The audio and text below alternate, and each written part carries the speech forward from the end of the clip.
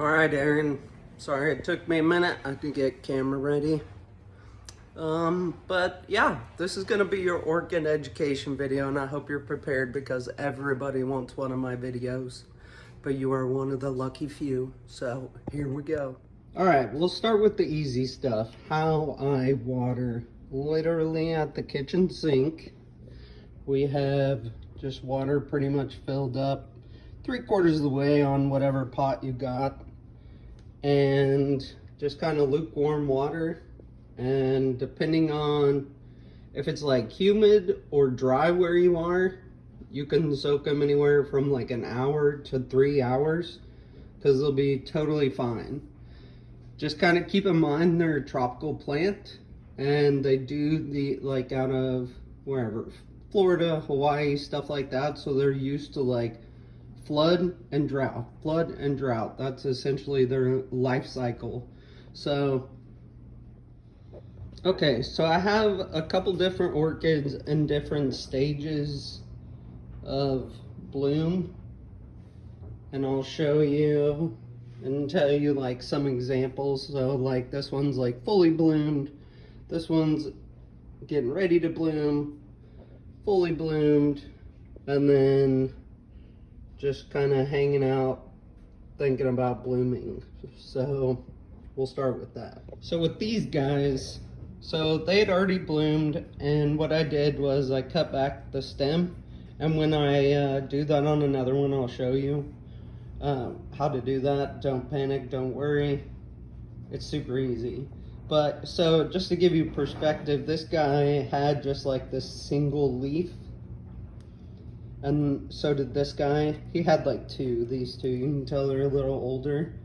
But what you'll start looking for to see if you're gonna get new growth is the different color variation, right? Like this is your older leaf, it's darker, looks older. This guy's like brand new, he's shiny.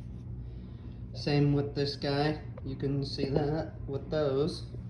Then we'll go back to these guys and you'll start seeing what it kind of looks like shiny, right? So this guy I cut back and he came back. This guy's had like 3 or 4 cycles or blooms.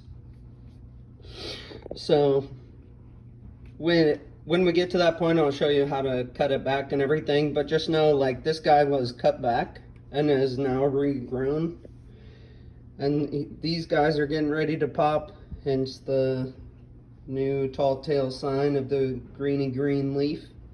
And then you see, if it'll focus, that little bud guy, so he's getting ready to pop too. So he's kind of in that popping out stage.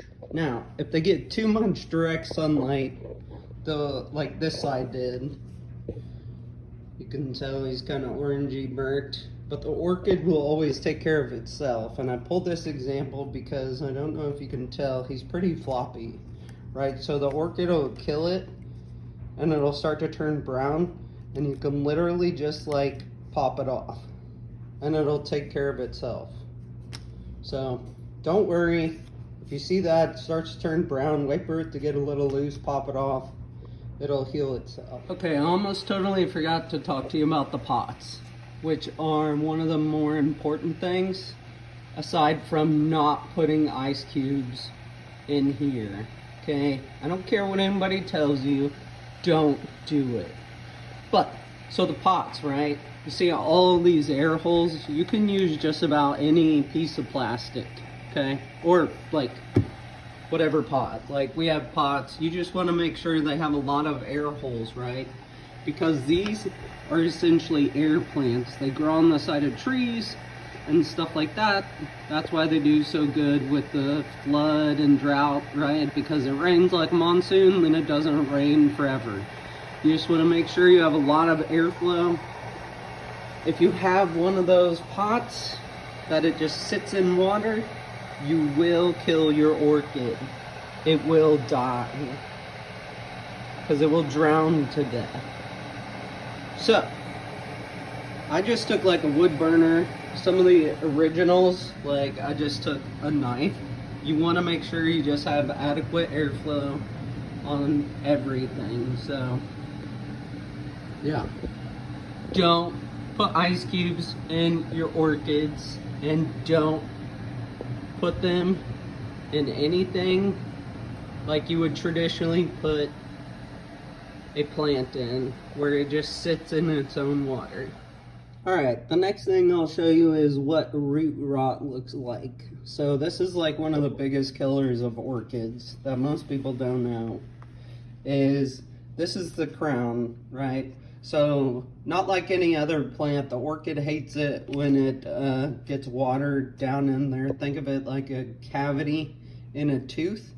What the water will do is go straight down in here, and it channels through all the roots, and then what you'll get is root rot. But easy fix, I'll show you when I pull it. Essentially what you're supposed to do after the orchid goes through its life cycle, you cut it back, you pull it from the pot, and you check the roots, and you literally just cut off the rotted roots. And that's like an entire other video, but I'll show you what that looks like. But see, you can see it's trying to take care of itself anyway. That's the rotted part, and it'll grow off the new part. But yeah, just keep water out of the crown. If you get water in there, it's not the end of the world. Just don't like pour a gallon of water in it. And if water does get in, just like take a paper towel, dab it out. You'll be totally fine. Okay, as far as like area in your house of where to put them. So you want them to be in like your most humid area. So we keep them in the bathroom with the big block window. You know, it gets full sun. Think of like a greenhouse, and it faces south. You just want to be careful that you don't get like direct sun, just kind of that inadvertent sun, and I'll show you what it looks like when they get too much sun. But yeah, like right now it's starting to get dry, winter time. I don't know how it is with you guys up there, but the more dry it gets, the more you have to like soak them. And don't ever panic. You'll virtually never over soak them. And if you do, just let them dry out longer. Like, that's literally it.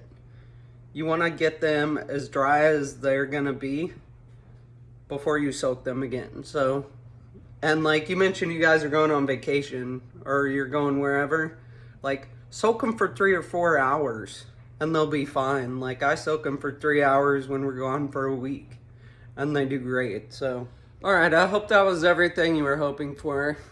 I tried to just stick to some of the basics. If you have more questions, I am always here to answer your orchid issues. Obviously, I'm addicted to them. So, but you can keep them alive for like a super long time. Some of these are like 3 years old. I think some of the, yeah, like 2 or 3 or 3 years old.